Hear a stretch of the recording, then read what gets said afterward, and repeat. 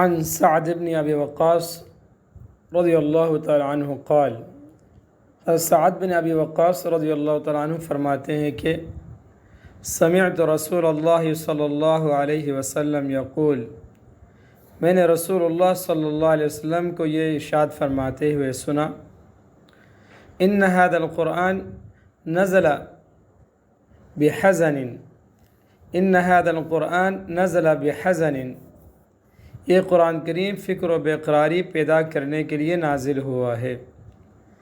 فَإِذَا قَرَأْتُمُوهُ،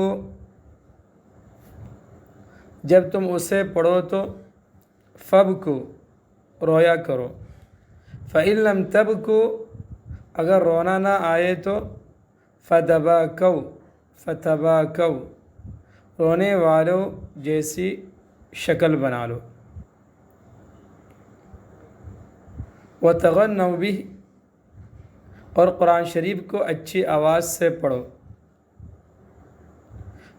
فَمَن لَّمْ يَتَغَنَّ بِهِ فَلَيْسَ مِنَّا، فَمَن لَّمْ يَتَغَنَّ بِهِ، کیونکہ جو شخص اسے اچھی آواز سے نہ پڑھے، فَلَيْسَ مِنَّا، وہ ہم میں سے نہیں ہے، یعنی ہماری کامل اتباع کرنے والوں میں سے نہیں ہے۔ ابن ماجہ۔ علماء نے اس روایت کے دوسرے معنی یہ بھی لکھے ہیں کہ جو شخص قرآن کریم کی برکت سے لوگوں سے مستغنی نہ ہو، وہ ہم میں سے نہیں ہے۔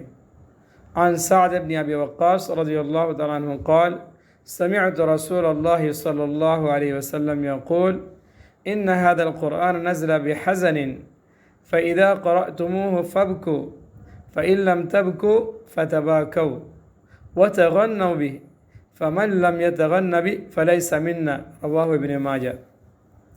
حضرت سعد بن ابی وقاص رضی اللہ تعالیٰ عنہ فرماتے ہیں کہ میں نے رسول اللہ صلی اللہ علیہ وسلم کی ارشاد فرماتے ہوئے سنا، یہ قرآن کریم فکر و بے پیدا کرنے کے لیے نازل ہوا ہے، جب تم اسے پڑھو تو رویا کرو، اگر رونا نہ آئے تو رونے والوں جیسی شکل بنا لو، اور قرآن شریف کو اچھی آواز سے پڑھو، کیونکہ جو شخص اسے اچھی آواز سے نہ پڑھے وہ ہم میں سے نہیں ہے، یعنی ہماری کامل اتباع کرنے والوں میں سے نہیں ہے۔